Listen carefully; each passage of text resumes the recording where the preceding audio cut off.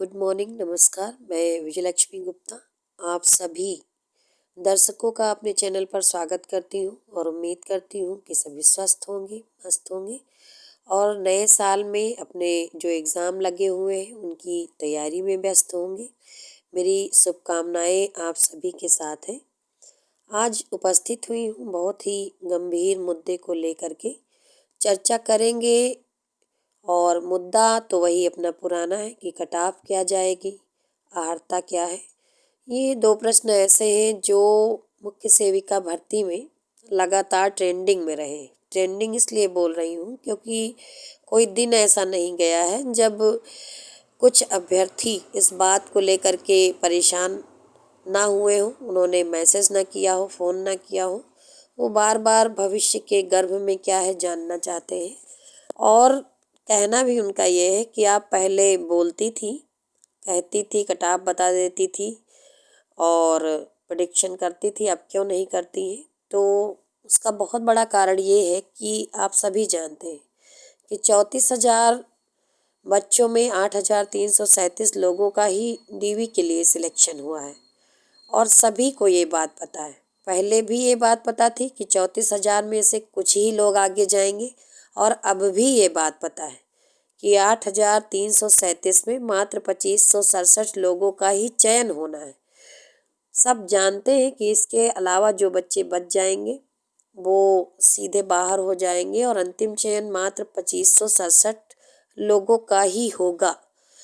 ऐसी दशा में कुछ भी बोलना उचित इसलिए नहीं लगता है क्योंकि अब जो निर्णय आना है वो फाइनल आना है, आयोग के द्वारा आना है। नोटिफिकेशन का एक एक शब्द अपने आप में कानून है। बहुत अभ्यर्थियों ने, मेरे द्वारा भी आरटीआई डाली गई और उसमें आरटीआई में भी किसी भी चीज़ों का बहुत ज़्यादा स्पष्टीकरण तो नहीं दिया गया। आरटीआई में सिर्फ यही लिखा गया है कि 1992 की नियमावली जो यथा संशोधित है उसी को फॉलो किया जाएगा। याद होगा आपको कि 11 महीने तक फंसी रही भर्ती कोर्ट में और उसके पहले समथिंग 1 साल तक फंसी रही भर्ती इसलिए कि विज्ञान वर्ग के अभ्यर्थियों को लिया जाएगा या नहीं लिया जाएगा, जिसके लिए शासन को बार बार रिमाइंडर भेजे गए।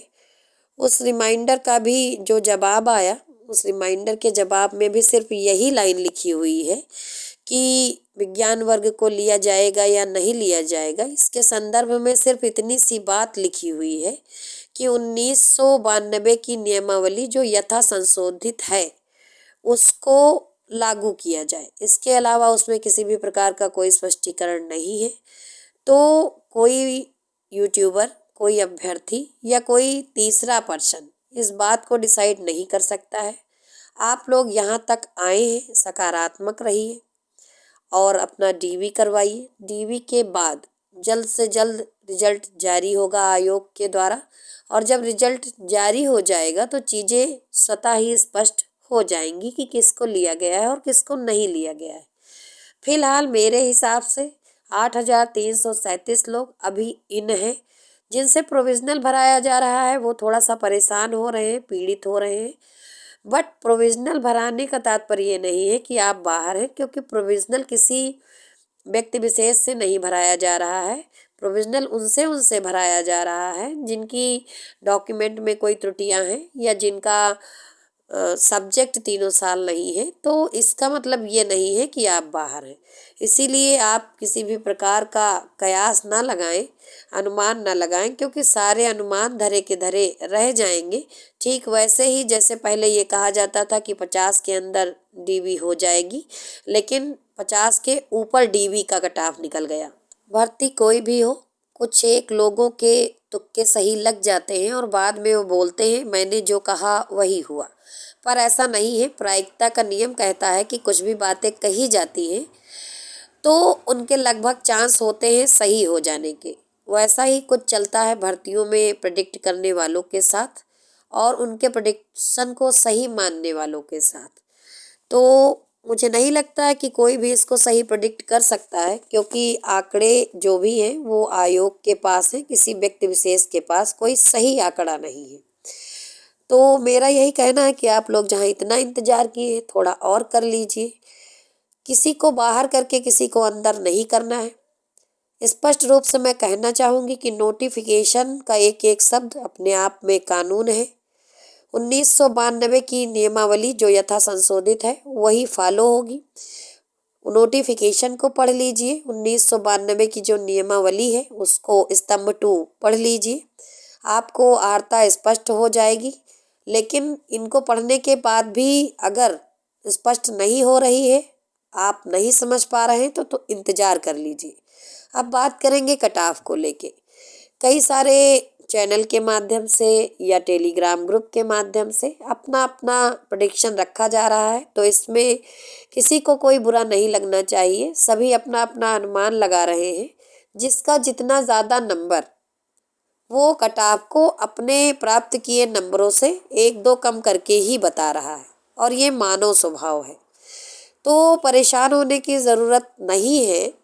कटाव बहुत हाई तो नहीं जाएगी, लेकिन हाँ, शिफ्ट वाइज चीज़ें अप डाउन हो सकती हैं। पहले भी बताया गया है कि जहाँ पर सिलेक्शन फर्स्ट शिफ्ट में थोड़ा ज़्यादा नंबरों पर होगा, वहीं पर सेकंड शिफ्ट में थोड़े कम नंबरों पर होगा। और कितने नंबरों पर होगा किसी को नहीं पता है। ये भी एक फैक्ट है कि आज तक कोई भी भर्ती ऐसी नहीं हुई है जिसमें कटाव अचानक से 25 उछाल मार दे या 20 उछाल मार दे।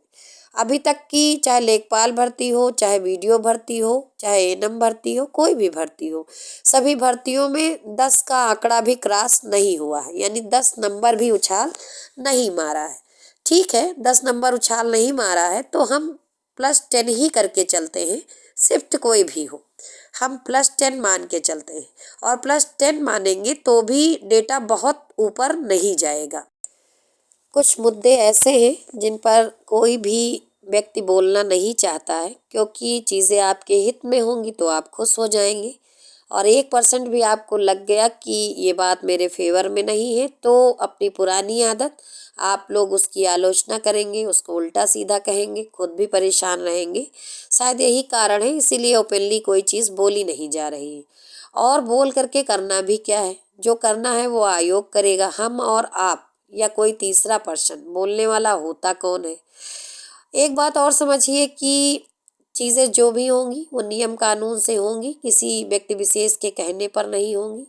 उम्मीद है कि मेरी बात आप सभी लोग समझ गए होंगे और किसी को किसी भी प्रकार की नाराज़गी नहीं होनी चाहिए। इतना इंतज़ार किया है, थोड़ा और कीजिए।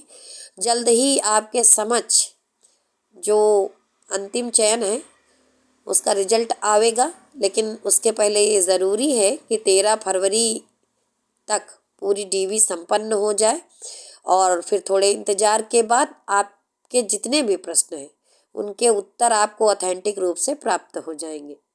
जल्द ही मिलेंगे अगले वीडियो में, तब तक के लिए धन्यवाद।